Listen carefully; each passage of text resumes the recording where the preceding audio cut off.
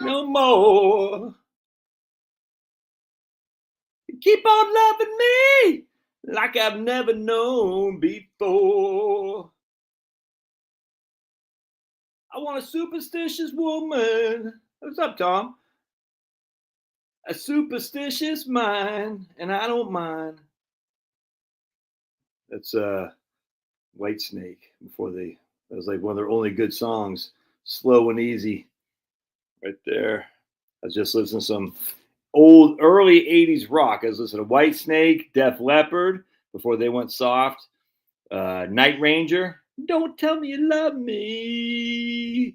Love me. Don't tell me you love me. Love me. Love me. Wow. And then Def Leppard had that song. What's that song called? That was a good song. That's a good song. Bringing on the Heartbreak. That's what. Bringing on the Heartbreak. You're bringing on the heartbreak. Yeah, but this was. That's what I thought. I thought that was Pyromania, John, but apparently that was on High and Dry. I thought the same thing. I was like, isn't that Def Leppard? Let's see, Def Leppard rock band. Pyromania. I thought the same thing. Pyromania studio album. You're bringing on the heartache. Karaoke night. So it's just Pyromania because I had this album. This came out in 1983. It had Photograph, such a horrible song. Actually, I don't remember this album very well. The track listing. Oh, I hate that song. But rock till you drop. Too late for love. Photograph. I just want to kill myself for that. Rock till you. I don't remember that song. I remember Too Late for Love, Die Hard the Hunter, Foolin', yeah, Foolin'. Yeah. Billy, they got a song called Billy's Got a Gun. I don't remember that song at all. I just remember Photograph. That became famous, and I hated that song. Then we got, but what is it, Def Leppard, High and Dry? I think that came out before Pyromania did. Hold on a second. My niece is going to Auburn today. Right on. Carl, what year? I liked Auburn. So High and Dry came out first. That's it's only EP. Only had 2 songs. Oh man, okay. Oh no, they got Let It Go, Another Hit and Run, High and Dry, Switch 625, Lady Strange, On Through the Night, Mirror Mirror, Look in My Eye. I don't know, man. I don't know any of those songs. All right. Seen Def Leppard Hysteria in a concert back in the day. Yeah, they after that then just went all those bands. Foreigner, Def Leppard, Pat Benatar, they all just went soft, dude. It was I mean, like who was that? I was just thinking about. She's studying chemical engineering. She'll be a sophomore in the fall. Right on. She like it so far, Carl? Because we liked it a lot, man. Definitely no redhead, or freaking blue hair freaks down there. At least that we could see. I'm sure there's a couple, but I got a little thing right there. What the hell is that? Showed comments on stage. Okay. She loved her freshman year. Yeah, right on, man. Here's Jeremy. So what's up with your Filipina lady, Jeremy? Trump's going to say no more Filipina ladies coming to anyone from Maine. I didn't know you could put your comments on stage like that. It's pretty interesting. Fooling. You're bringing on the heartache. There's hey, just ate a ribeye steak. How dare you, Marie? We just done eating New York strips from Farm Fresh, whatever it's called, here in Georgia. And what the hell is that place called? Ball Ground, Georgia. So we had one for each of us. Actually, it's going to be crazy because in about 2 months, it's going to be me, Liam, and Charlotte. That's it to eat food. Can't believe it. It was crazy. I mean, it went from 6 to 5 to 4 to 3. You got my cat question email. Figured you'd get a kick out of the pick. Get my cat question email. I can't remember what that was. Type 1 for the ribeye. Nah, Miguel. Type 2 for ribeye. Oh, no, type 1. Oh, well, I guess you could type 1 for the ribeye if you like men. But most people like women. So as such, we like the New York strip. Why do Trump pardon criminals in exchange for cryptocurrency? don't seem right. I don't know what you're talking about, man. Why does Trump pardon criminals? I don't know what you're talking about. I literally have no clue there. Woods Parker. I have no clue what you're talking about. But if we're going to be talking about Trump pardons, remember the Puerto Rican terrorist who literally bombed the Capitol building? Clinton pardoned them. So all these people about January 6th, January 6th. Never mind Black Lives Matter. They didn't care about Black Lives Matter, but January 6th was really an assault on democracy. They don't remember the Puerto Rican terrorists who did the same. I mean, people forget how bad the terrorism was in the 70s and early 80s in the West. It was horrible, man. People have somehow forgotten all that. And there was, the Red Guards, the freaking mafia. I mean, not the mafia, but the Reds were on the march, and they weren't holding back, and it was bad. And we got it under control, but man, people forget how just bad that was, and how none of these people. I mean, who is the guy? Bill Ayers. Remember that freaking clown, Bill Ayers? He was interviewed by the New York Times because he became professor at the University of Illinois. And Bill Ayers was, bombed people. I think people died, like, innocent cops and stuff died. Allegedly, I don't know. I gotta be careful, but look up Bill Ayers, and I forgot the other. There's some chick that he was just freaking scumbags. They should be swinging from the freaking, the telephone poles, but instead they're teaching professorships. Anyway, so Bill Ayers was recalling fondly his terroristic days in the New York Times so they printed this article, Bill Ayers. What day do they print that on? When he's fondly recalling his terroristic days. And he said he wished he would have done more. That's what he said. They printed that interview on what day? I'll leave it to you guys to figure. This is crazy. Bill Ayers, notorious terrorist who never went to jail, never freaking swung from, never been thrown off rooftop or helicopter, a la what we need to bring back Pinochet to do this. January 6th, I'm okay with pardoning. What day did Bill Ayers' interview in the New York Times appear where he said we didn't go far enough? This is very interesting. If you're not familiar with old Bill Ayers, you should be. I want to say Sandra something. And all these people are just spoiled rich kids. In fact, the Wall Street Journal, very interesting. Actually, I'm reading right now, listening to this book on tape of some guy I never heard of. I was looking up Eichmann, Adolf Eichmann. Because I had read someplace a long time ago about his history. I said, "Wow, that guy go crazy." And Eichmann seemed like he came from if memory serves, and this is why I want to look it up. It's like because Eichmann came from a very basically lower middle class background. Typically, revolutionaries are all wealthy, though. Typically, anyway. So I couldn't find any biographies on Adolf Eichmann.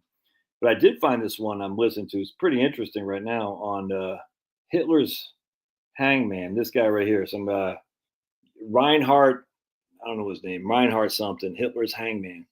And like most revolutionaries, he was pretty upper middle class. Bill Ayers, Weather Underground. Obama announced his candidacy for President Bill's living room.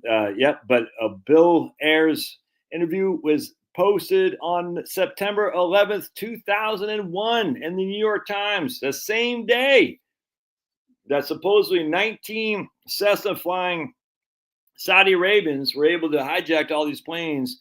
The same exact day, Bill Ayers interview that he said we didn't do enough terrorism essentially was published on the New York Times.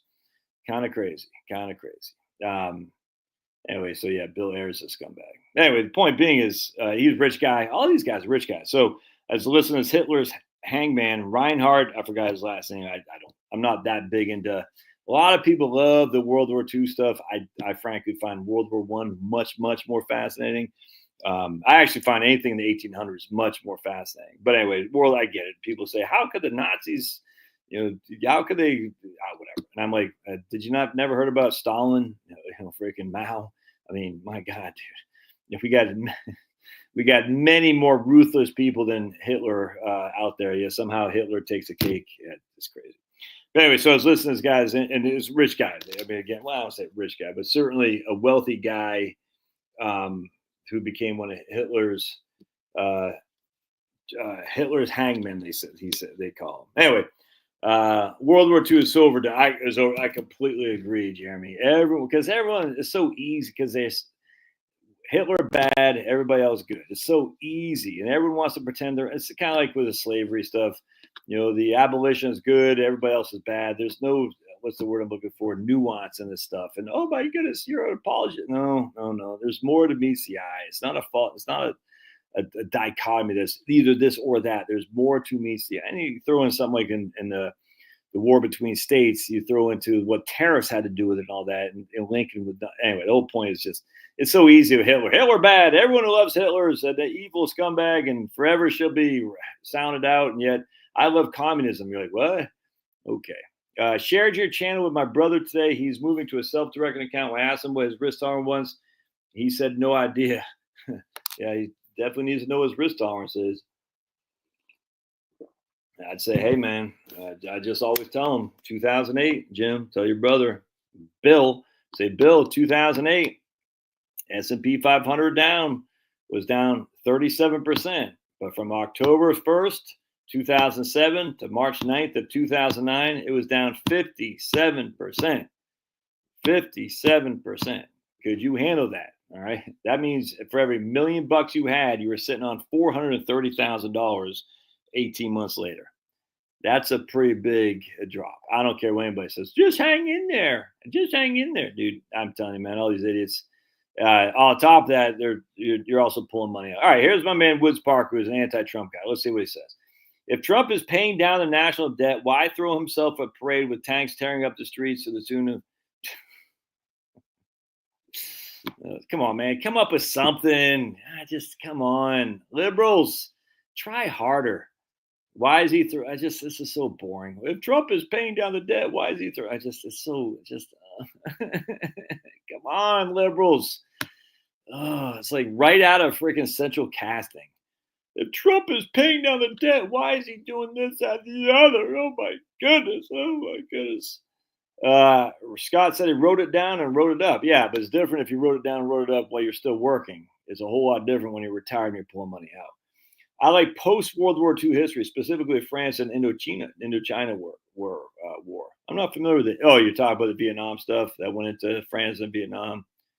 That's interesting. My man Ken Follett had written a great book on I forgot what it's called, but it just the 1900s or the 20th century about England, and it just is great. It talked about the like 5 generations of it was just very interesting. I had never heard how bad World War I was until in terms of like the Psalm and stuff, until I read Ken Follett's book. It was just that was the beginning of the end, frankly, in terms of just the West. And so what happened was the West lost their sense of superiority because of the butchering that went on in World War I. Then Hitler came along, supposedly to benefit the white race. I don't buy that for 2 seconds, but be it as it may. And of course, he killed more whites than anyone could. I mean, other than the commies. I mean, he just did more against white. So the idea that Hitler is for the white people, I'm like, this is look what's happened to whites since Hitler. We're just scared of our own shadows, dude. Everyone's afraid of our culture. Like every other culture is better than our own. We've allowed for abject anti-whiteism to take hold in the United States, all over the West, it's all over the world. It's insane. It's insane. And that's because Hitler made everyone feel guilty. I don't want to be associated with Hitler. I don't want to be considered pro-white. You're not being pro-white. You're saying, hey, at the end of the day, our civilization of Western, which happens to coincide with being white, but what is white? Is England, Ireland, are they both white? Kind of completely different cultures there. Wales, Scotland, kind of completely different cultures, but let's just use Western civilization. If you want to throw it being white, that's fine. The idea that we should be ashamed of things of our past is just so freaking stupid. Yet that's what Hitler did. He made it so whites forever had to take on the chin. Finally, they're starting to say no more of this, but it might be too late. So this idea that Hitler was just like pro-white, it's just the whole thing's just so stupid, man. Like all these guys like, I'm pro-white, and I'm just like, it's just boring. It's like my man Woods Parker here, who keeps saying, all right, if Trump says tariffs don't raise prices, why tell Walmart to eat price increases caused by tariffs? Well, if you don't stop saying doesn't seem right, I'm going to ban you, Woods, because you're being silly. All right, come on. If you want to make an argument, that's fine. But let's go to tariffs there, Woods. Show me the evidence. Let's see it. That that tariffs increase prices. Let's see it. Let's see your evidence, dude. I love to see your evidence. And if you give me something from the NBER that Washington machine prices went up after Trump's tariffs, I'm going to laugh at you. Hey, what's up, Greg? Because this is just being silly. It's being silly because obviously you, like most libs, don't know what the hell you're talking about. And you get the talking points from central casting. So, we can argue about this, be fun, because I love mopping the floor with liberals and, frankly, globalists as well. Many on the right, by the way, because they don't know what the hell they're talking about. Because a lot of these guys just aren't deep thinkers. They're just not. We know liberals aren't deep thinkers, but a lot of the kind of boomerish, conservative, they're not deep thinkers either. They're just not. Oh, man. Oh, yeah, okay. Tariffs are bad. Vaccines are good. Yay! Oh, my goodness. Globalization is great. Anyway, white self-loathing, 100%. I don't understand it, dude. I don't get it. I've never had white self-loathing. When I was growing up by liberal parents, I didn't hate myself for being white, but at the end of the day, I was just like, I was a big lib. I mean, I hated the Republicans, and but long story, I wasn't like anti-white. It's just like, the conservatism, the business people. That's where I was raised on. But I was never like, oh, I'm white. I'm ashamed to be white. Never like that. Because, I knew that just growing up poor, I was like, I'm white, but I don't have anything better than anyone else does. That's for damn sure. Let's talk about Maryland's financial account deficit and counting. Maryland had a $3.3 billion deficit in counting. We had surplus when Hogan left the governor's office. Well, that's what happens when you elect Wes Moore. He wants more for him and less for you. That's just a fact. So, this is what happens, man. Who else? In fact, I want to see something, actually. Let's jump into this. This will be fun. So I wanted to jump into this database from the Fed. Hello, Dawn. Dawn's here, everybody. Just everybody know Dawn's here. Dawn's arrived. So we can get started. Liberals hate to see patriotic displays. 100%. Yeah. Weak men have to 100% too. Weak men have to show their power. Exactly. That's the thing. That's why we should. Penelope, are you trying to get banned? Are you trying to get banned, Penelope? We should elect Larry Hogan for president. I think 5 years from now, the USA will be much more expensive, like 2 times. Clinton might be one of the most pessimistic people out there. There's Harry. And why do you think that, Clint? Just tell me, why do you think that? Why do you think that? Yeah, Maine is freaking the world of hurt too, but they just gave a whole bunch of money to some refugee camp that wants to promote DEI, which means anti-white everywhere. It's crazy. Got a thick cut T-bone on the Weber kettle right now. That does sound pretty good. That does sound quite good for sure. Penelope wants to get banned. We should have elected Hogan for president. Next thing Penelope said, we should have elected Arnold Schwarzenegger because Arnold, he's middle of the road. Oh man, it's big funny. And I want to see my man here, Clint, why he says that the U.S. will be twice as expensive in 5 years. I'm dying to hear what he says because I chuckle. All right. So anyway, let's go into, because people just, they have and the Clint has given me money before on this very channel. Clint, I don't agree with him on most of his stuff. He seems very pessimistic to me. I wish he would not be, but he has actually given me money. Not a huge amount of money, but a cup of coffee, I'll take it. I think that after the last 5 years, right, but because Clint has given me money, I'm interested to see what he says. He's not a freaking who's the other guy, Woods Parker. He's not a fly-by-night guy, but Clint actually has things to say that are interesting, as opposed to. I don't think Clint's a lib, to be perfectly honest with you. I just think he's in that sad state of pessimism. And I think one of the reasons people get in a sad state of pessimism is they watch too much news. Really, I do. I think you've watched too much news. Governor West needs to do less national TV and focus more on fixing the state. At 100%, U.S. Dude, I would be advertised. Ooh, I should do that. No tariffs when you hire your old buddy Josh. Absolutely. Dude, absolutely. U.S. companies are advertising no tariffs for their products, and demand is high. People are starting to really say, I am going to pay a little bit more for U.S. products. Trump raising the deficit. How's he raise the deficit? Come on, can we just stop with the rate? This you don't know what you. Come on, man. It's a dumb question, Anna K. your question raising the debt, Anna K. It's not the deficit. The debt is what the CBO is projecting. And look, it's going to go up. There's no two ways around that. The deficit is what increases the debt. The deficit is we spend $5 million. We only have $4 million. We have a $1 million deficit. That $1 million deficit increases the debt we've already accumulated. Just get your freaking stuff right, because you sound like a maroon. And I love you, Anna Kay, but it just sounds like you're just coming right out of central casting, the Democratic playbook, and you haven't thought about this because you don't know what you're talking about. The debt is what we've already accumulated. Trump isn't raising the deficit. The debt will go up because of the perpetual deficits we've had for freaking decades upon decades. Some guy said Trump's going to add, what do you say? He's going to have a $9 trillion deficit. I was like, gosh, can you guys, I know you hate Trump. I get it. Can you just hate him with some regular ability to hate him, though? Like, you could be mad that he wants to get rid of all the immigrants. I get it. Look at my man Chuck, huge fan. Retired last week. Once I just got, look at my man Chuck. Dude, Chuck's a legend. I love Chuck. Here he is giving me another $5.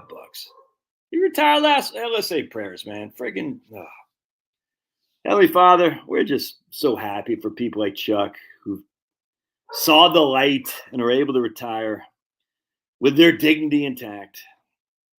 And Heavenly Father, we're just stewards of your money. When I said, it's not ours. We're just stewards of it. We're just stewards of your whatever you've capacity given us to be successful here. For some reason, you've chosen us to live in the United States. May we always remember that. Be grateful for it.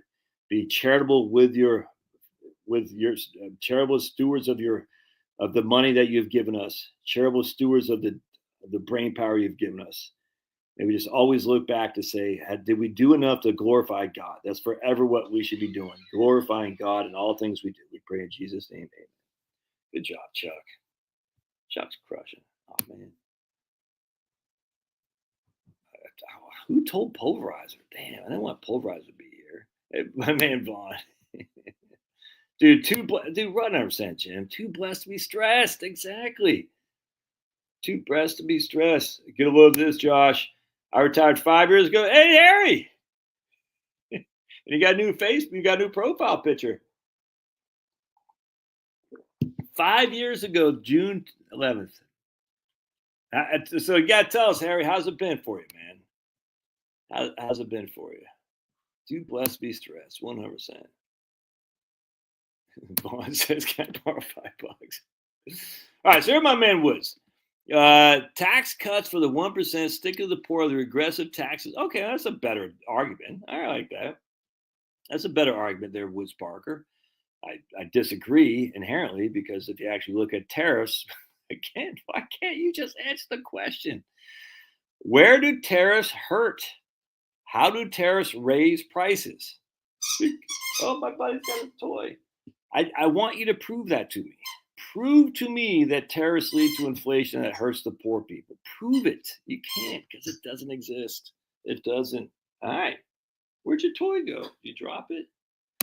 But that's a good argument, and there's an easy argument to say. Now, the reason the 1% get the tax cuts is because they pay all the taxes. Now, frankly, if I was governor or king for a day, I would actually raise the tax on the 1%. Actually, the 0.01%, 1%. I say, no, you're no longer getting differential treatment on long-term capital gains. I've said this a million times. Woods Parker, you might be new here, but I think you are, and that's fine. You're welcome, as long as you don't act like a putz. And many liberals can't help themselves, just FYI. But anyway, at the end of the day, excuse me, I had a burp. I would say the top 0.01% pay more. We're going to get rid of charitable contributions, no deductions to any charity. All entities pay taxes just like a business, all of them, to include churches, 100%. In fact, this book right here was listened to.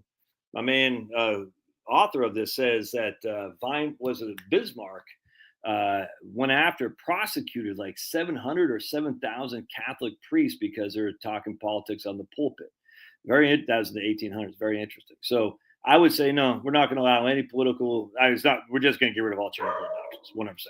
Because only rich people take advantage of charitable deductions. Very few poor people do because they don't itemize and as such. We're going to get rid of all charitable deductions.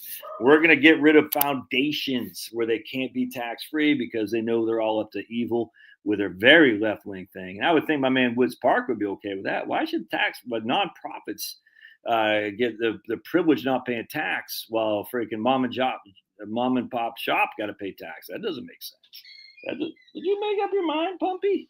Make up your mind. Anyway, so I imagine my man Woods Park would agree with that. Anyway, let's keep going here. Vern says summers in Maine or Maryland are brutal. What are you talking about, man? Yeah, Trump is doing exactly what I voted for too. 100%. I freaking love it, dude. He's crushing all the comers. I could not be happier. I'm like, dude, Trump, like for a liberal guy who's pro LGBT before the cool kids were, who like Kelo versus New London, who's on the wrong side of that. He's lib. Dude's just friggin' legendary, man. That's why he's a GOAT. Home prices, okay. So here's my man Clint. Home prices, okay. Well, that's an argument to make. Home prices are very expensive. I completely agree with that. 100%. You think they're going to be twice as expensive now as they are in 5 years ago? I don't think so at all. You still have to have demand. I mean, you're going to have to demand. The demand isn't there for increasing home prices twice. My man Clint says 37 trillion in debt. All right. Well, I mean, what was 32 trillion? Okay. 28 trillion. Okay. I mean, we didn't have any inflation hardly at all from 2008 to 2021, essentially, even though the amount of money in the M2 was going through the roof as well. I've done a million videos on this. So the idea that the 37 trillion is a magic number. I mean, in fact, where was that book? I was going to buy this book. I forgot where I heard it from. Talk about this exact same thing in 1968. This dude was Rickenbacker. I forgot what he was talking. It was the exact same stuff in 1968. What else does Clint say here? He says, stock market is changing, not for the good. I'm not sure what you mean by that, but yeah, we got $10. My man Clint. Now look at him. I knew Clint wasn't a lib. I just think Clint's a pessimistic Republican. And look, as a long-serving Republican, it's kind of like being a Red Sox fan. I can't really say that anymore, can we? I don't know. The Bruins fan, I suppose. But even the Bruins got a win in the Stanley Cup in 2011.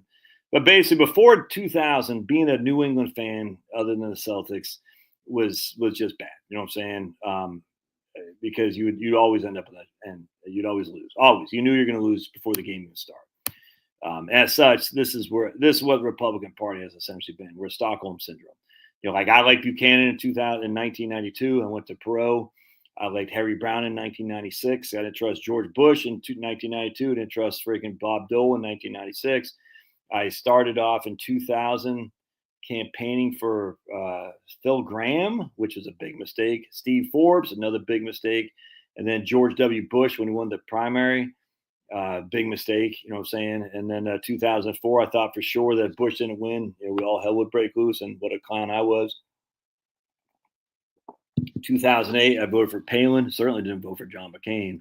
2012, I thought Mittens.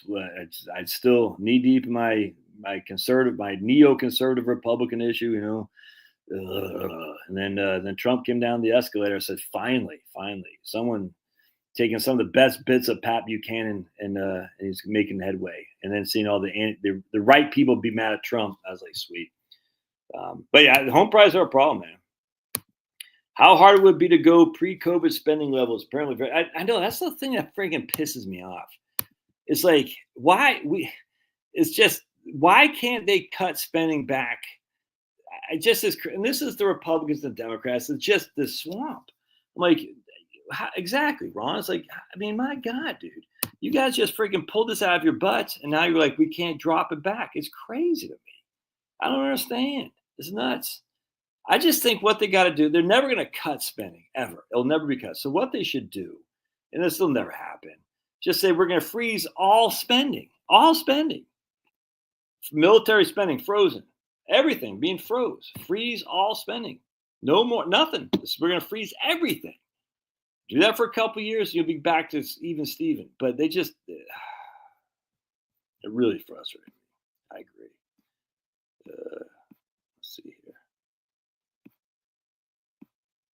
When a nation is broke, it starts selling its land, minerals, and spending increases. Congress is really to blame for the debt since going off the gold standard. And so we didn't have debt before 1971, there, my brother. So we didn't have debt.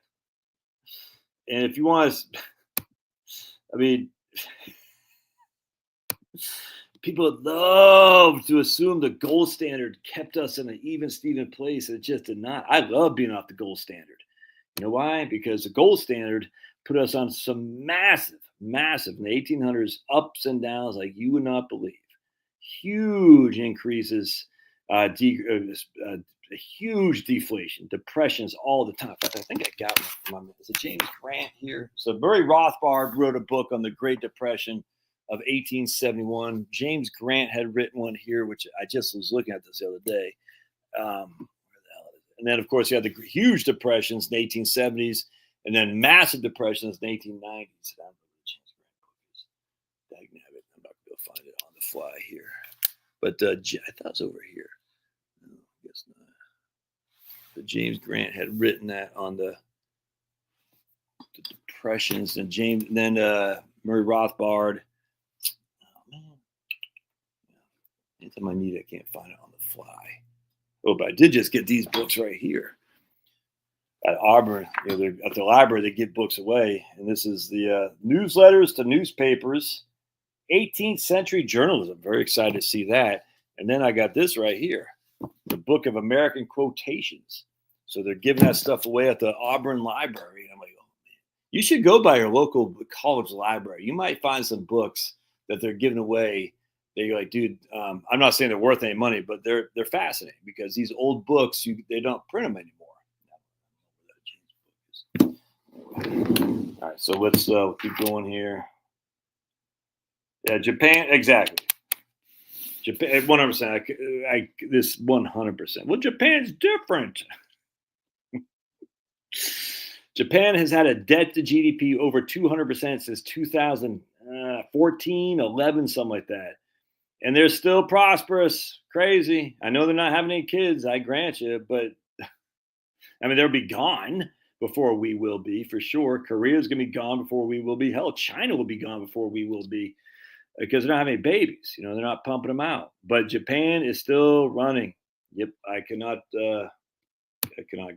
It's just every time I hear this, Japan. Well, Japan restricts immigration. Okay.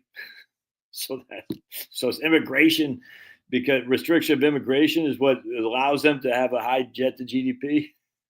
It's so stupid. Well, they're different. I got all kinds of people give me money.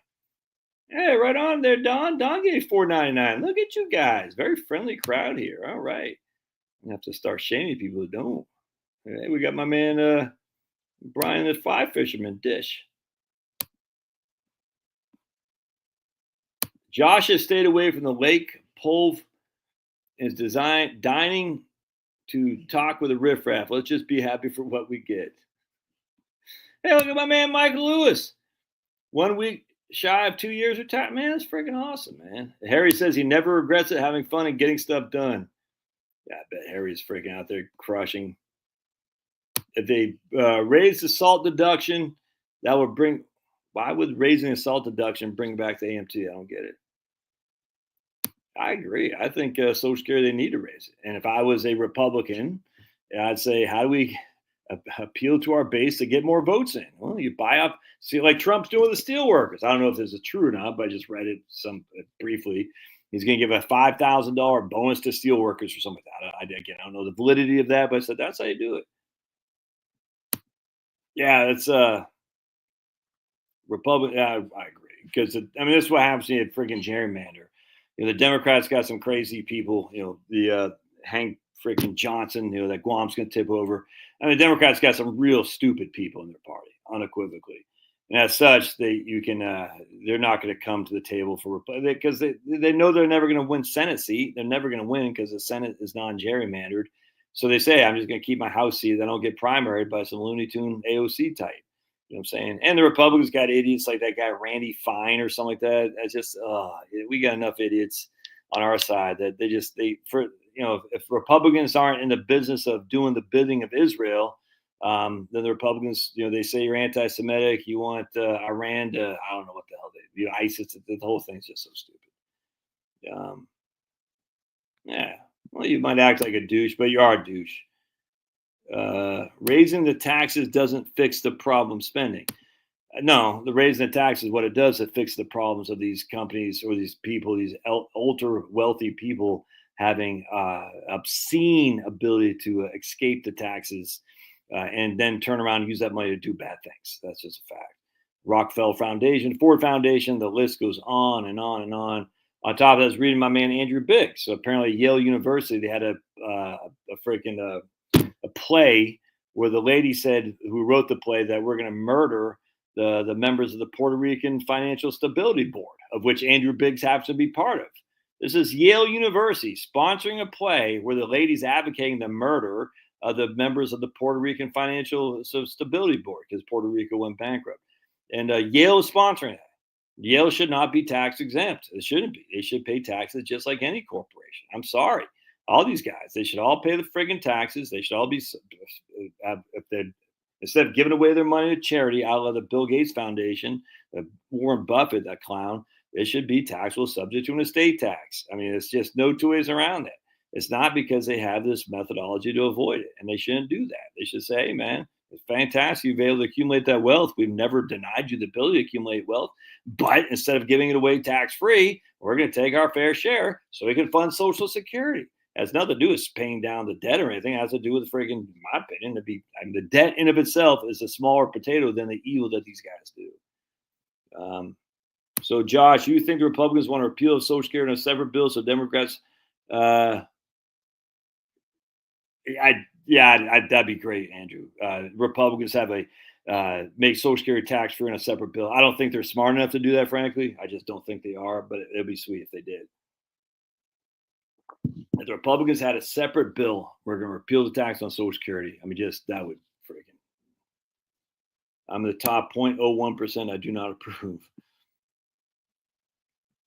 Yeah, hey, man, I get it. But you don't, guess what? You don't have the votes. That's the issue. The votes aren't there.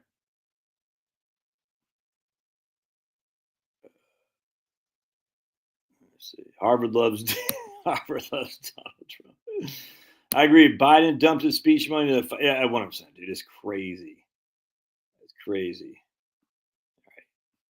All right. What else? Steel tariffs are going to be 50%, and what are all right? Steel tariffs are going to be 50%, and what are cars made of?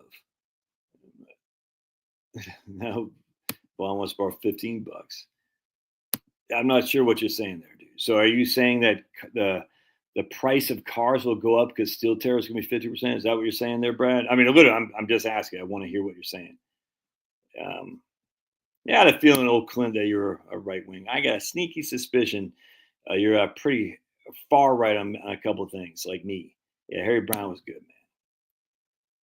I want to make sure, I want to clarify what Brad's saying, that steel tariffs are 50% or whatever, and what our cars made up, implying that the price of cars is going to go up because steel tariffs. I want to see if that's what he's saying.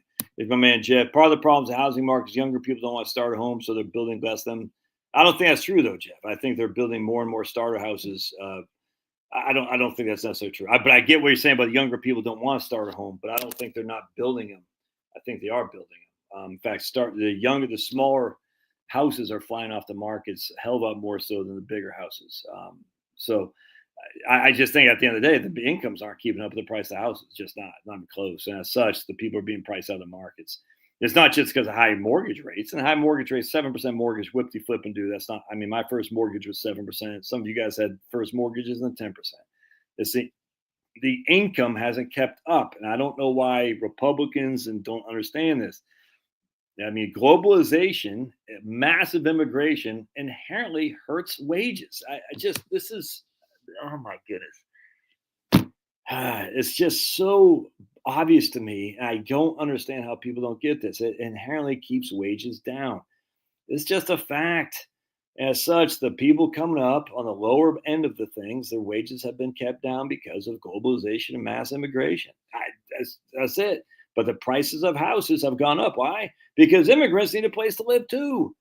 And all these people are like, The immigrants are just helping. Immigrants are a demand on the economy as well.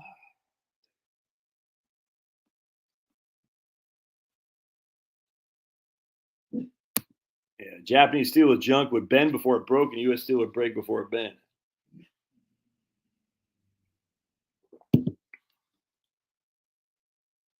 Hey, all right. Here's my man Wiz. Okay, Wiz, a good question or good observation. Debt service is going to dwarf several other spending categories soon. Well, it's already doing that anyway. But who, my liberal friend, who, and you should be familiar with this argument there because it's from the left. Who gets the interest payment on the debt service? All right. I just want to point that out. This is from the left, and it's true. Because I used to say the same thing. Oh my goodness, the service on debt. Thinking it went to China, Japan. Who receives the money on the debt? Think that through. That Eddie Murphy thing. I think it's Eddie Murphy, the black guy. They all look like Tyson.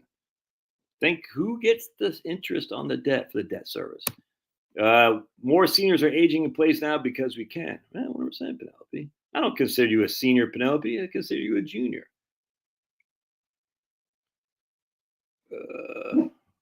Well, we're down in. I thought this was funny. So we're down in. Okay. Oops. Both sides of the blame. We were down in Auburn, and we're passing by this brand new building in Auburn campus. It's a Shelby building. I said, "Oh gosh." So Richard Shelby, the esteemed senator from Alabama, brought home the bacon. Now he has his name on a building in Auburn University. Trent Lott did the same in Mississippi. Robert Byrd did the same in West Virginia. These guys all do it. They all bring home the bacon and they get their names on there forever. And it's such a freaking scam. So you want the money, University of Auburn, to build this new building? I'll bring home $50 million for you, but you damn well better put my name on the building. It's such a scam, dude. I hate it. I hate it.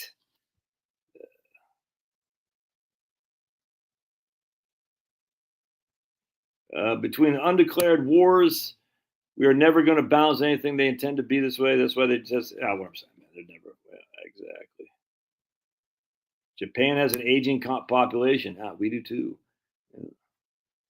Japan is not prosperous. No nation can call itself prosperous if it can't afford to get married and have children. Well, pretty much is what's happening here by and large. China, then, apparently China's not prosperous. Look at my man Wellington. Government deficits as private sector surpluses.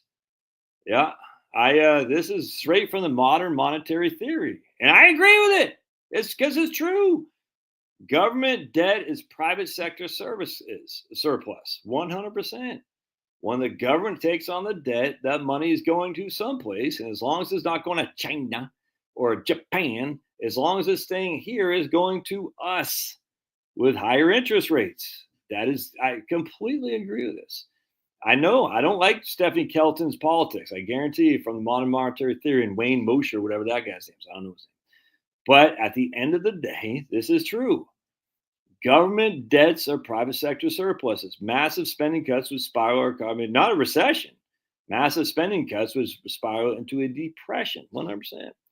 There is, believe it or not, you can take away some Keynesian stuff and say, yeah, that makes sense. You can take away some MMT stuff that says that makes sense. You can take away and still add to your Ludwig von Mises, Murray Rothbard, and Milton Friedman. All these things are not mutually exclusive. There are positives on all sides. You see what I'm saying? There are negatives on all sides too, don't get me wrong. And modern monetary theory has more negatives than positives. But my man Wellington here, he's one government deficits of private sector surplus. You got to say it differently, though. Yeah, you got to say it because people are like, what does that mean? That means when government spends or has a bond and it pays the interest, the bondholder gets the interest payment. Who is the bondholder? It's you and their CDs. It's you and your bank accounts. It's you with your government bonds. It's you with your mutual fund. You are getting that. Let's see. Starter home in my town for sale, $200,000. It's been on the market for a year. Dude, I was actually listening to, we'll get on my thing here in a second, but I was reading this Or listen to this guy who thought the Midwest was done for. Who was that? I can't remember. I said, "What?" I said, "What? No, the Midwest is going to start storming." I think it already has actually, because the prices of houses are so cheap there. I forgot who that was. Who the hell was that? I was like, "You're crazy, man. You're crazy. The price of a house in the Midwest is cheap, man. And as such, the people are going to be going where they can afford to live. It's just a fact." And also too, I am going to show this. I thought this. Am I going to see this? Yes, this is pretty cool. I was going to do a video on it, and I didn't. But so anyway, this is from the Federal Reserve Board's interactive data. I love this stuff. Anyway, so I put the link in the thing here for this. Anyway, so going back to enhanced household. Can you all see that? No, we're not doing that. No. I'm going to go to this. I think it was enhanced household debt right here. Yeah, explore map by states. So look at this. Dude, this is huge. Huge. This is huge. All right. I love this. For some reason, I love this stuff. This right here. I can look at this all day long. It's like my porn, if you know what I'm saying. And you should give up porn. All right. So anyway, so what we're going to do is we're going to show here. We're going to click on play. This is state level debt to income ratios. State level debt to income ratios. That we want to be in the blue or the green, whatever the color is, right? We don't want to be in the red or the orange. All right. So watch this. Watch this. Very interesting. So 1999. Did you see that? In 1999, Clinton's last year. Look at no state other than Maryland had a debt to income ratio above 1 point, whatever that is. 1.8, I think is what it is. Look at this. Harry's in Ohio. And where the hell is there? Oklahoma. Less than 1 debt to income. Less than 1. Even California, 1.4.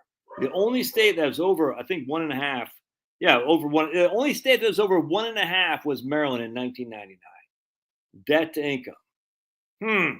What has happened in the last 25 years? Massive immigration. We put China in the World Trade Organization in 2001, I think. So remember, the people in Seattle were protesting. I thought they were scumbag commies against the World Trade Organization. And how wrong I was, because I bought hook, line, and sinker the Friedmanites of the world about trade. How trade's everywhere is a great thing. So watch what happens now. This is crazy. 2000. Oh, starting to get some orange. California, Washington. Oh, look, Colorado, California. Oh, boy, Colorado, California, Washington. Florida's getting ugly. 2006, 2007. Look at that. Look at 2007. The Southeast, this whole Eastern corridor, and everything in the West, massive debt to income ratios. This is above 2 now. 2. So in 5 years, well, it was 6 years or so, we went from basically no one had more than 1.5 to half the country had more than 2 debt to income ratios.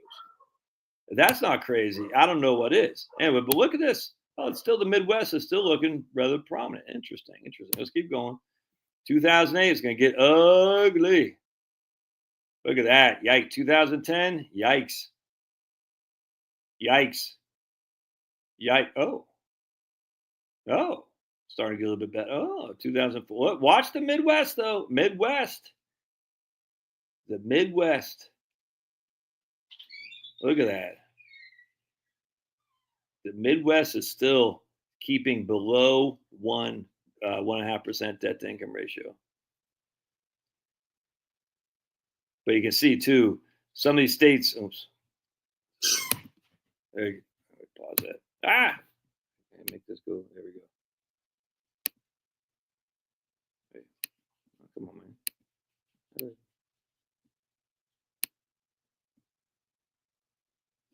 All right, so hold on a sec. You can see what's happening. All right.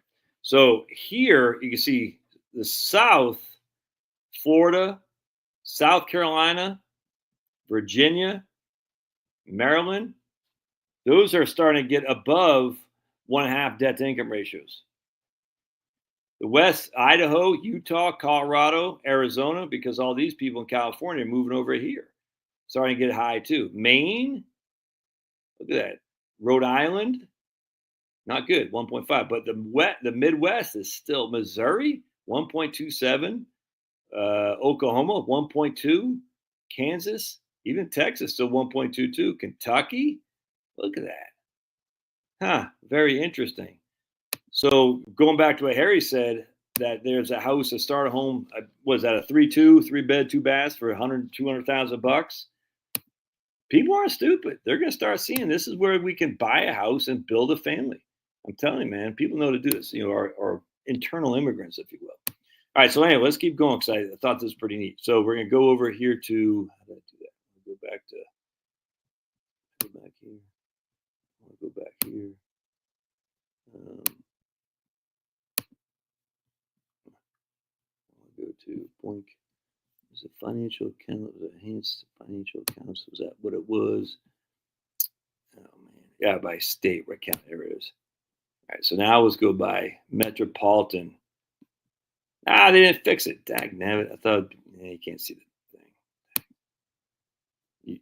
Yeah, but this can be. They can't see the map. I guess I have because I don't know why. But anyway, if you see, it's gonna be hard to see the table. But if you just look, you can see Alexandria, Louisiana, debt to income ratio is 1.25. Right here, Auburn. As right just was yesterday. Auburn, Opelika, Alabama, 2.06. That's the low, but the high is 2.53. So you can't see this because I can't show the map, but it's very interesting. I saw something right here. Bloomberg, Pennsylvania, wherever the hell that is, 0.51 to 1.02. Bloomsburg, Berwick, Pennsylvania. Look at that. Here's Binghamton, New York. I remember that. Binghamton Whalers, 0.05 to 1. Anyway, the point being is there are places you can buy a house for sure, and it's not going to break the bank. That's just a fact. Yeah, I thought that's pretty interesting. So I want to go now to this other thing. Yeah, right here. All right, sweet.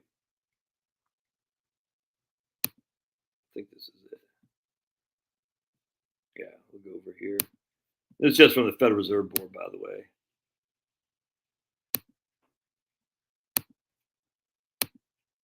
All right. So here's the balance sheet of households and nonprofit organizations, 1952 to 2024. And we look at the liabilities. And this is, let's see here. This goes, I want to go over here. Blink. There we go. Yes, we need a lot, be able to log this. I don't like that you can't. Anyway, let's go. Let's just go over the last 20 years. All right. So you can see the liabilities here are 7.67 trillion in 2001, and now they're 20 trillion in 2024. So they've gone up a factor of 3. So 7 to 21 essentially. But look at the assets. The assets were 53 trillion in 2001, and now the assets are 190 trillion. So it's a 4 to 1 increase. So the assets have grown by 4 to 1, where the liabilities have grown by 3 to 1. Isn't that crazy? So the net worth has grown 6. I mean, look at that. Our net worth was in 2045 million, and now it's 170 trillion. 170 trillion dollars of net worth, dudes. I can't stress how. I mean, that's insane. From 2000 to 2025, it's nuts to me. I'm like, whoa. And if you look at the percentage of disposable income, what is that showing me here? I'm not sure what that's showing me. Let's go back to Trillions Dog. I mean, look at that. That's just crazy. Anyway, so let's keep going back. So something else on here that was interesting to me. It wasn't that guy. Changes in net worth. Watch this. It's not the one I'm looking for. Dagnabbit. Because I don't like the nonprofit organizations being thrown in there. That's not what I wanted. All right, hold on a second. Are you all seeing what I'm seeing? Yeah, you're seeing it. All right, cool. Good. There's something else in here. I wanted to non-financial. Oh man, where I lost it? Financial. Where to go to? No. Financial accounts guide. Oh no, I lost it. I lost where I was looking at earlier too. interactive data. Let me just go over here. I wanted to go to the interactive data. It's non-financial assets. That's not what I was looking for. All right, let's go to data. Hold on a second. Interactive. Where is the interactive? Over here. Right there. Interactive data. Okay, sweet. So yeah, this is what I was looking for. So I want to go to financial accounts of the U.S. household net worth. Is that what we just did? That's what we just did. No, that's not what I wanted to go to. All right, here we go. All right. All right, yeah, here's what I want to go to. Wealth by wealth percentage. All right. So here's a top point. Yeah, I can make this bigger. Let's see if I can make it bigger. There we go. Oh, yeah. All right, there we go. Sweet. Can you see that better? All right. See you, Clint. Thanks, man. Clint's a big spender. He is. I think Clint's trying to get a date. He's like, Josh, go on a date with me. All right. So check this out. All right. So here's a top 1% and two. Actually, let's go all the way back to 1990. The top 0.1%. I don't have my calculator. Dag nabbit. All right. I'm going to go get my calculator. Be right back.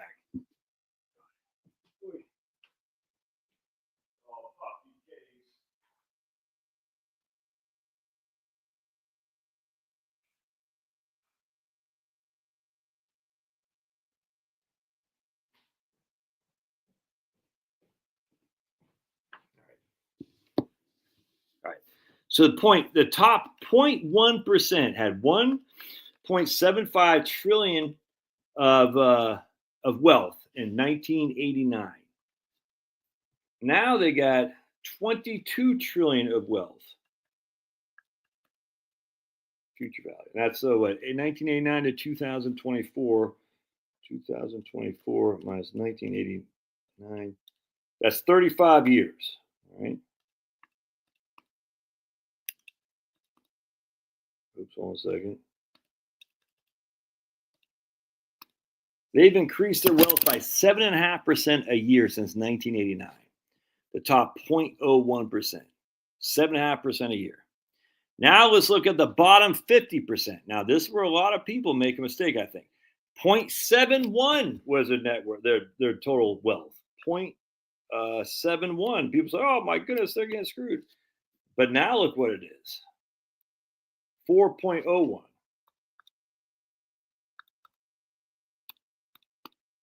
They've increased their wealth by 5%. Now, not as much as 0.01%, but they have increased their wealth. Again, that doesn't hold a candle to the top 0.01%, I grant you, but still, they still increased their wealth by 5%, where the top increased their wealth by 7.5%. And the reason for that is equity markets, for sure. All right, so now let's look at the 50 to 90%. They have 7.29 trillion, 7.29, and now they got 48. They've increased their wealth by 5.5. You've seen a trend here, right? Hope you are. The top 10%, or top 9%. No, I'm sorry. The top from 90 to 99%, 7.77. Right now over here, 58.34, 5.93. Seeing a trend? And then we got over here at the top 1%, 2.91, 2, 27.32. That's the top 1%. 6.66. Pretty interesting. So what's happening here? The lowest increase their wealth the lowest. The second lowest increase their wealth the second lowest, and so on and so on. 7.5 isn't outrageous, but it is when you factor in that fact everyone else had lower. And the reason, because they got all the equities. I mean, they own the stocks. They own the corporate equities that they have. But 7.5 isn't outrageous. I completely agree. It's not outrageous. But they have increased their net worth at a percentage that's, 2% divided by 7.5. 26% a year above that of the lowest of the low. And that's significant. That's significant because we're talking compounding for that many years. You can see how much they've grown. The point being is, at the end of the day, to have a wealth tax isn't going to freaking hurt these people. I'm sorry, it's just not. But the wealth tax won't solve the debt. No, the debt's never going to be solved. It will never be solved. It will never, ever, ever be solved. Expenses, the interesting, Don, is what happens with expenses is the rich, they can only consume so much. And as such, they hoard it. And I don't mean hoarding in a bad thing. It's like being exploiting. Exploiting isn't inherently a bad thing. So they sit on it. To get the economy to grow, you need personal consumption expenditures. How do you get personal consumption expenditures? You move money to the economy and increase the velocity of money. How do you do that? Well, you got people who are hoarding it. Again, I'm not saying hoarding is a bad thing. You say we're going to separate some of that from you with a wealth tax, or at least get rid of the preferable tax treatment of capital gains, qualified dividends, or get rid of charitable contributions, charitable deductions, whole thing. I don't care how you do it. But these people have significantly more wealth that is being hoarded, and it needs to come back in the economy. How do you do that? It's just simple tax. Simple. And as such, what happens when that wealth gets sent down from there, we put into Social Security, increase Social Security benefits. Guess what happens? That money is spent. It's now being used on another cup of tea. It's now being used on another calculator. The wealthy can only consume so much. This is why you don't give stimulus checks to the wealthy, because they're not going to, basically what poor people do, they either pay down debt or they buy something with it that they've been neglecting. You don't give stimulus checks to wealthy because they just hoard it. They just go to investing, saving. Anyway, so the point being is what that shows you right there is that they grew by 26% a year above the poorest of the poor. And I say poorest of the poor, I'm just talking the bottom 50%. All right. I'm just poorest of the poor relative to here. I'm not saying these guys are dirt poor, not at all. So to say, oh, well, a wealth tax will doom the economy, it's just not true. It's just not true. That's wealth percentile. I'm not sure if that's spending on here. We can go by age. I found this is even more. Now, the age can be a little bit misleading because this is what I talked about in my last book. A 70-year-old guy today is not the same as a 7-year-old guy there. So what I like to do is show you here. In 1990, the people under 40 had $2.48 trillion in net worth. All right, so keep that in mind. In 2000, the people 40 to 54, they went from 2.48 or 2.45 to, because now they're 10 years older, to 14.88. That's over 10 years. So they increased their wealth by 19% a year, because they went from 2.45 in 1990 when they're under 40 to between 40 and 54 to 14.78. That's an increase of 19% a year. Yeah, not too shabby. And so they go from 14 point. One second. That's going to be our future, present value. And now they're going to be 50 to 69 years old, and right there. Now they're up to 27.35. That's a 6.2% increase. So you can see right here that 1990s under Clinton and the Republican Congress was hugely prosperous, gigantically prosperous. But then it started leveling off in the odds. So now we go to 2010,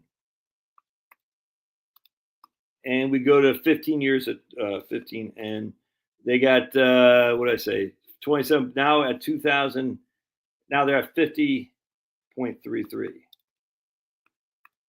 That's a 4.14% actually. 1 second. 2010, they're at 27.35. Yeah, okay. And then 2024, they're at 50.33 because now they're 10 years older. 50.33, and that's over 15 years basically. That's a 4.14% increase. And that 1990s was such a wealth creation, man. I mean, it's amazing because the stock market did well. It's just amazing. It's just amazing. All right, let's see. The U.S. household net worth in aggregate far exceeds the national debt. We have plenty to worry about the national debt. I completely agree. Wellington, you next thing you know, you're going to be advocating for tariffs as well, because you're right there, and we need tariffs because we got to rebuild our industrial base. That's what I'm saying. Oh, I hate to say it, everybody. Don't tell the libs, but the European Union put a tariff on Chinese imports. Oh my goodness, in 2024. Did you know that? The European Union said, hey, let's put a tariff on Chinese auto imports because they're going to take over our market and we won't have any jobs left. Oh, so tariffs can work, apparently. What percent of the top percentile was there? Loads of the rich now weren't at that level back then. What percent of the top? I don't understand what you're saying. Well, you're making the argument that the people, that ebbs and flows, that some people are ultra wealthy today aren't ultra wealthy, weren't ultra wealthy back then. That's the argument I used to fall for. I did, until at some point you get to essentially the economies of scale version of wealth. At some point, your wealth is so high, it's hard to lose it. And obviously, you give it to a generation behind you, you can. But you get so much money that all you got to do is put your money in a bank. You know, if you got $20 billion of net worth and you put it into banks, you're making 4% a year. What is that? 800? I don't even know what that is. 800 million a year of interest or something like that. I don't know. But I mean, at some point, you get the economies of scales of wealth. That is you're not going bankrupt. That's just a fact. Now, you could make the argument, hey, if all their money is held in Apple stock or held in Amazon stock, well, again, if that's true, I mean, that's why these guys sell their shares to diversify. And when they sell their shares, what happens? It doesn't hurt the stock price. So the wealth tax proponents, of which I am one, you're a big liberal, Josh. I'm not a big liberal. The wealth tax proponents, of which I'm one, because we hear all the time, well, if you make a wealth tax, you're going to destroy the stock price. I say, you don't know what these guys are selling stocks all the time to diversify the portfolio, to buy a yacht, to buy a new wife, what all this stuff's great.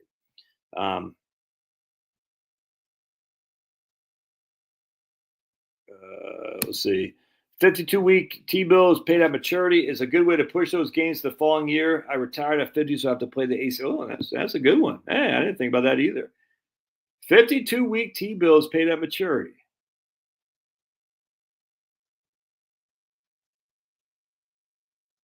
That sounds like a zero coupon, though. So you're saying you don't get any interest? I don't think that's true. You're saying you don't get any interest off that, Jeff? It's paid at maturity. No, I don't. That doesn't make any sense. When you're rich, the money makes money. 100%. 100%. Absolutely. Yeah, I don't think that's right, because that would be saying you're buying at a discount and you'll get it at the maturity date, for which it'd be supposedly, could be taxed, which it would be. That's how zero coupons work. But I don't think it's a 52-week T-bill. But you could do that with zero coupon, because zero coupon, you make no interest. You just get the payout at the end of the maturity, and you basically buy it for 500. It matures at 1,000. I mean, it's not. When one is smart, their money makes money. Can be rich and lose. Well, many second and third generations are rich and lose money all the time. 100%. All right, so let's keep going. I thought this is pretty interesting. That's the wealth. So how much shares?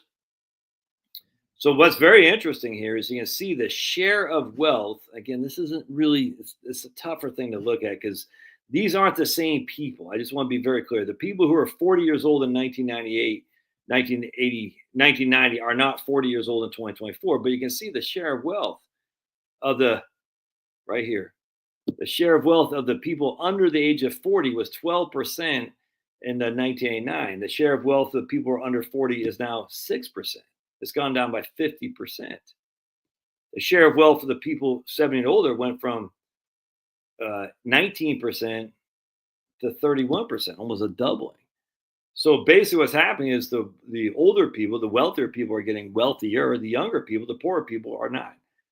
Just as a percentage of the share. Then you can see right here too, the people 40 to 54, share of wealth went 32% down to 20%. So what's happening is we are having this bifurcated, whatever. The older people who've got the money, I mean, these people got the money, their share of wealth is growing exponentially higher than the share of wealth of the younger people. And again, it's because the equity markets. The equity markets have jumped up so much that if you don't own stocks, you're not participating in that. You're just not, which is not good. So I think they have, right here, real estate. So and again, so this is not good. So you can see the real estate, the percentage of real estate for the people 70 and older has gone 15%. Now they own 25% of all real estate. But the people 40 and under went from 22% of all real estate to 12. So not only are they not having equities, they're not getting houses either. And the housing is a wonderful, wonderful way. You're not going to get stock-like returns in real estate, but a great, great way to build equity. And the same thing is happening here. So that you can see this leveling off, not leveling off, a dropping of the percentage of wealth among the young relative to the older, the people got the money. This is where we're getting this economy that's sliding towards those who have against those who have nots. And I just don't think you have to be a far lunatic lib to recognize that. Say, that's probably not so good. Let's see, consumer defined contribution is, I don't know if this, even here, I mean, look at this. So defined contribution plans, you can see up here, the people 70 years old, they had 2.3% of defined 401k plans, and now they got 8%. So they've quadrupled essentially. The people under 40 had 14.6, and now they got 7.9. They got 8. It's the same story. All this across the board, it's the same story. Let's go to total debt, though, liability.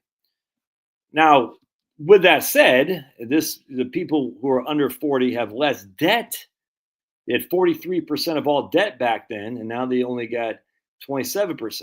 Well, that sounds like a positive. I'm going to share with you why it's not. The people 40 to 54 had 40% of all debt. Now they only got 37%. So definitely a significant drop for the people under 40, not so much for the people under the age of 40 to 54. The reason these people don't have as much debt, though, is they don't have the house. I mean, they don't own the real estate. So we go back to real estate. You can see the real estate has dropped. So the real estate drops, so they don't have to carry a mortgage. And that sounds good in theory, but it's horrible in reality, because what happens when you own a home is you have a fixed asset or fixed payment, and yet your asset should be appreciating, at least with the rate of inflation. And your rent is costing more of the rate of inflation. So having a renter society is not good. And yet these people under the age of 40, that's where we're going more and more and more to. That's not good, man. That's bad. Hey, Angie. Do the rich? Yeah, well, they do. So the riches have the babies, man. I mean, that's another thing here too. Is I was just reading this other article that the wealthier are having the babies, the poorer are not. The poorer are more prone to alcohol and tobacco. And so we're getting this, again, a cut into society, but the haves and the have-nots. And there's tons of haves. I'm a have. But they're becoming this, again, a society that's becoming more and more top heavy. Now, obviously, it has something to do with the fact that the baby boomers and my generation is the baby bust. So you have more people inherently in the baby boomers too. You can't argue that. In terms of just raw numbers, there's more people in the baby boomers, and the baby boomers have more wealth. So inherently, because the baby boomers are older, they're going to have more. I get all that. With that said, this doesn't mean you can just sweep it on the rug and say, "Oh no, there's no big deal." The baby boomers have more wealth. There's more of them. I don't think you just sweep that on the rug. Anyway, so I want to go one other thing here too: consumer credit.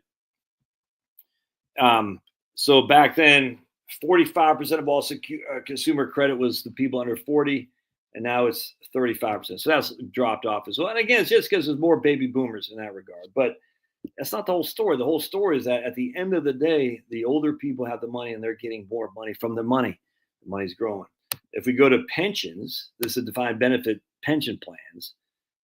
I mean, again, of the pension plans, people 70 and older went from 13.6 to 24.5, almost a doubling of the pension plans, defined benefit pension plans. I thought the pensions went out of way. They didn't go away. Look at that. Only 13.6% of the people 70 and older had, not 13.6, only the people 70 and older had 13.6% of all pension plans, defined benefit plans. Now those same people have a quarter of it. Crazy. The people 40 and under only have 4.9, whereas back then they had 6.1. Again, another issue there is that you got to be cognizant of the fact that it seems like in some regard the deck is stacked against the younger generations. Now, I'm this generation right here, basically. I'm the 55 to 69. Not quite there, but I'm on the I'm born in 1970. The baby boom started and ended in 1964. So I'm middle of the road for the Gen. I don't know what Gen X, I guess. Am I Gen X? Anyway, I just thought that's pretty interesting. So let's keep going here, and then we'll end it. I want to go to. Oh wait, man, I want to go to interactive. Right there. All right, I thought this was pretty interesting. All right, so I just showed you how stuff is looking good for the older people, right? Yes, I did. Yes, I certainly did. So we're going to look at doing worse off financially, and you're going to see this right here. Adults are doing worse off than they were 12 months ago. All right, so 28, I can't see this, 28% in 2024 said they were doing worse off than they were 12 months ago, which is down from 35% in 2022. I thought that's kind of interesting. But even here, look at this. In 2019, only 14% of the population said they were doing worse off than they were 12 months ago. That's pretty interesting to me. Like, yeah. Doing okay or living comfortably. I did a video on this today. And here, if I could change the, oh yeah, right here. Here, 73% of all adults said they're doing okay or living comfortably. 73%. If we look at the age, look at that. Of the top people over the age of 60, 84% say they're doing well or doing okay or living comfortably. 84%. 84% say they're doing okay or living comfortably. If we look at race, the Asians are crushing, even beating us. 82% of Asians said they're doing okay or living comfortably. 77% of whites. 65% of blacks are saying they're doing okay or living comfortably. And even 63% of Hispanics. The vast majority are saying they're doing okay and living comfortably. 65% of blacks are. So you see all these people griping about that. It's like, that's not the population. That's a small representation for sure. You go to age. Watch this. Age. People 18 to 29, 66% said they're doing okay or living comfortably. 60 and over, 84% said they're doing okay and living comfortably. This is interesting. Parental status. People with kids. Parents living with their own children under the age of 18. 65% of parents with their kids saying they're doing okay or living or comfortably. Anyway, the issue is, what you want to see is what were you the year before? That's when the elections come, because that affects. If you feel you were doing okay 2 years ago, now you're not doing okay, you're going to look for a change. That's what Trump's got to make sure he focuses on. I thought that was pretty interesting. Yeah, wealthy always have kids. Middle class now are not marrying, procreating. Exactly. Yeah, but Asians are including Pakis and stuff too. Just FYI, I think even Indians. So don't just think it's the guys from Japan. It's Asians are a broad group of people. The grooming gangs, they call them the Asian grooming gangs. I said I can't imagine some Asians thinking your typical Asian would be grooming young girls, but that was the Pakis were doing that. I said, why are they throwing into the Asians? I don't know, but they were. The older people take younger people to war like they always do. Yeah, absolutely. All right. So, what is the minimum fixed income rate going into retirement that you would accept? Set and forget. The minimum fixed income rate. I don't know what you're asking me, Miguel. What are we gonna do, Miguel? The middle class has access to birth control as sex is more or less fewer consequences money wise, and they got porn as far as I can see. I mean, I'm literally, they get so many men got whiskey dicks because they're addicted to porn, and we know this for a fact. So because they're addicted to porn, they can't perform. You see what I'm saying? And so that's why women are turning to each other. They said, "Man, I just want I want someone to love me." And the guy ain't doing it because he's addicted to porn. Yeah, the middle class gets killed in marriages. One about divorce marriages. What I'm saying. All right. My husband just got a $424 a month on his pay raise on his pension, not working. It must be nice. Millennials are the largest generation in the U.S. now.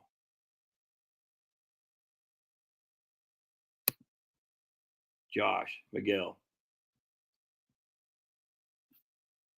Does your husband know you're on here, Angie? Does he know you're on, or are you him? I bet this is Angie's husband. He's put, how some people put a picture of a hot lady on there to say, "Look at me, everybody," and then they try to, then they're like, then all these guys like, "I want to be your friend. I want to be your friend." It turns out it's a dude. You know what I'm saying? I bet Angie's husband is on here pretending to be Angie. He's like, "Look at me, I'm so hot." And everyone's like, "Well, be my friend, be my friend." And it turns out, and then he's gonna be like, "Send me a cash app, and we can contribute. We can consult." Because for some reason, I don't understand this OnlyFans thing, but there's like OnlyFans people making like millions of dollars. I mean, who are these guys that are giving away their money for that? It's crazy, man. Who are the people giving money to these? It's insane. It's insane to me. I'm like, dude, there's all kinds of chicks that just want a good man. Men got to men up, dude. That's what I tell them. I mean, white men in particular. White guys just got to start acting like white guys again. Stop being so freaking just wimps. Man up and be a freaking proud white guy. Say, no, man, we're no longer like gonna just we're just gonna be who we are. That's why the South is kind of pretty cool because the guys down here don't. They're just like, yeah, we're just dudes. You know what I'm saying? We don't care. We don't have any of that white guilt or anything like that. But it's just like, man, no wonder why women don't like men because men are basically wimps. They're feminists. Like women, I need a guy. Women want people to protect them, man. That's all they want. Women want someone to protect them. 100%. Provide and protect. If you can do that, still be a nice guy, more power to you. You should. But that's what they want, dude. They don't want some feminists, some like, I want to share my feelings. The minute you start crying over some stupid stuff, women will be like, get the hell out of here. And go with the black guy, because at least black guys don't do that. Black guys at least act like they're tough. They're so damn cocky. You know what I'm saying? Half of them aren't. They're just, but they're all cocky. You know, chicks just want something to freaking make them feel like they're protected and be provided for. And white guys like, well, my feelings, my feelings say you don't trust me. Or it's just like, stop. They want to. I don't think that's a caveman who's providing for their woman and protecting her. And I don't think it's a caveman at all. I think it's what men is put on the earth to do. I think it's a modern man as well as a caveman. Oh, dude, totally. In New England, you guys just, the white guys suck, dude. I'll never forget where my daughter and I were going through Concord, New Hampshire. It's a black guy begging money. He's like, oh, you never seen a black guy before? I was like, dude, that might work on half these people. Don't work on me, man. And he just walked away. You know what I'm saying? Because they're just, I'm sure many white guys, oh, no, I want to prove to you I'm not racist. Here's my mom's credit card. Just like, dude, no chicks like that. They don't. No one does. They want a man to be a man. It doesn't mean you have to be a dick. It just means freaking man up. Be in control. You don't have to be an alpha guy. I'm not alpha. I had a guy email me the other day. Said we're both alpha men. I said, hell no, I'm not an alpha guy. Hell no. I don't want to be in charge of nothing. Tell me what to do. That's my wife's the alpha around here. I just tell me what to do, where to do it, and when to do it. I'll do it. You know what I'm saying? Just freaking give me my marching orders. I'll do it. But I mean, I was like, it's just like, what? Straight, shoulder, stomach in, shoulders back. You know what I'm saying? Be a man. Don't be a freaking puss. Don't be a dick. Certainly don't be a predator, but just be a man. Be in charge. You'll get respect from women who do that, who like that. And the vast majority of women will like that because they want to be protected and provided for. Shocking. Caveman? Nah, modern man. 100%. 100%. Marie says, so far to find conservative women. Yeah, white, dude, totally. White's just, who the alpha is depends. I'm Don's wife. I like your voice. Thanks. You got to put a picture of a hot chick there, Don. Like Angie's husband. Angie's husband is saying, I'm Angie Madcat. Who the alpha is depends on the job. That 100%, Angie, can I agree. So hard to find conservative women. I don't know, but I think one of the reasons it's hard to find conservative women is because women are turned off by what they see from men. Men are just dropping the ball. You know what I'm saying? And as such, I think but I appreciate Don. Appreciate your super chat. Just think if you're a chick out there And all these guys are out there like, oh, let me tell you about my feelings. Blah, blah, blah, blah. Then some black guy comes along. He's like, man, screw that. I got it going on. You're like, I want to go after that guy. You know what I'm saying? I just want some guy. I'm not racist. Oh, your best friends are black. Yeah, 100%. Started in the yep. Denise D'Souza did a book on that in like the late '80s, early '90s. I read that, man. It was like crazy. I couldn't believe it. I said, this is going to go nowhere fast. And I mean, in terms of ending, it's not going to be good. The feminization of men was, ugh. I don't want freaking men being scumbags to my wife either. Like, hey, honey cheeks, let me, slap your ass and stuff. I don't want that either. But I met it. When we're at Auburn, Filipino girl was one of the tour persons. She sat with dinner with me and my wife. And, sure as hell, she's Catholic. She's part of the Catholic campus ministries or something like that. And so I said, my wife is telling my kids, like, just please join the Catholic campus ministries. You'll probably find a lady that you like. And I said, probably right. Anyway, and so I said, are you part of the Catholic campus ministry? She goes, well, I go to occasion. I said, yeah, exactly. Cute little Filipino girl, nice. Her parents were big Trumpers. He was a retired Navy. It's just, they're Filipino, but they came over here first generation, whatever it is. I think she's second generation. They're just crushing. That's the kind of immigrants we want. We want the immigrants to come here, crush, deliver nice, pretty little girls who can marry, pretty little, handsome little Southerners, you know what I'm saying? That can crush. That's exactly what we want. That's what we want in America. Legends, you know what I'm saying? And as such, we have pretty handsome, pretty little girls, handsome Southerners, procreating young, having lots of Catholic babies.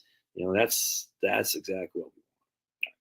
All right, my friends, I think I can get out of here. We're going to watch, what are we watching tonight? We're watching the Leppard, something about Italy with Garibaldi or something like that. It's where the Italian, they take over Sicily. Actually pretty interesting. It's Filipinos are Filipinos are smoking hot. Latinos it depends. It depends on what kind of Latina, you know what I'm saying? But Filipinos, Latinos look a lot alike, a lot of similarities there for sure. I'm not against, if my kid brought home any of those, I'm not against it, man. Hell, my kids bring home a smoking hot black girl, don't care. That's the thing. People think men care. No, men just like the hot chicks. That's all they care. All right, see you, Angie. Men don't care. The chick's hot, they don't care. And this whole thing like, oh, I will never date out of my race. Like, what? The chick's hot, you're dating her, dude. You're gonna marry her if the chick's hot. A chick, I don't get it. A chick do whatever she wants. But a guy's like, nah, dude, chick's hot. You tell me freaking young Whitney Houston, you're like, I don't date black girls or something. No, you're crazy. You're crazy. And as much as I can't stand Beyonce, I don't think she's hot anymore. I mean, she was smoking hot. Freaking Haley whatever her name is, freaking Haley Barber or something like that. What the hell's that chick's name? Haley Berry. Paradise in the Garden even was enough for Eve. Women are always malcontents. I don't know about that. Mariah Carey never did much for me. I don't like those big butt girls, dude. That doesn't do anything for me. Mariah Carey never did much. All right. God bless, man. Oh, well, Pablo says, night. Look at Pablo. I gave him a bath today. Hey, thanks for your money there, Miss Dawn. Maybe I'll start an OnlyFans channel. All right, so here he goes. Finally, Miguel, because Miguel can't speak English, he had to go and translate this into Spanish. If a client walked in the door and their minimum portfolio yielded X, what would be the minimum yield or rate you would accept? You got to email me, man. I don't know what you're saying, Miguel. If a client walked in the door and their portfolio yielded X, say 5%, was the minimum rate or yield or rate you'd accept? Yeah, I don't know, because I'm not sure what you're asking me, because I don't know. Email me. And Miguel, you know how to email. All right. Bikers don't care of looks because they're sitting behind you. Bikers don't care if it's a guy or a girl either, apparently. Until you get something poking. You say, wait a second, I thought it was a chick on there. I don't know if I got my measles shot fast, Eddie, but going back to what we talked about last time, I'm not sure I'm going to make it past this live stream. Yeah, I'm not showing. I'm not sure what Miguel is saying. I think he's got to get back to Spanish English translation and email me so I can understand his thinking because I don't get it. Oh, Miguel. Oh yeah. Miguel, what's a concha? I was listening to this book on tape on the way down to Auburn. The guy, Cuban guy, was calling this his girl a concha. Is Miguel still on there? I'm not even sure Miguel's Spanish. I don't know if he speaks Spanish, but I presume he get. I can't remember. A concha. Any of y'all know what a concha is for Spanish speakers? I guess I can look it up. Let's ask. Let's ask. He called. Anyway, his girlfriend was breaking up with him. He goes, "You concha." Let's ask Grok. What is a concha? Let's see what Grok says. A concha, traditional Mexican sweet bread known for soft, fluffy texture. Can also refer to in a different context. It can also refer to the anatomical term for parts of the ear or nose derived from the Latin word for shell. Chula means hot chick. Okay, did not know that. I know a maricomb. I know what maricomb means for sure. Chula. Puto. Was it puto? Is that what it is? I can't remember. All right, I'm out of here. God bless. We'll see you guys. Thanks again for being here.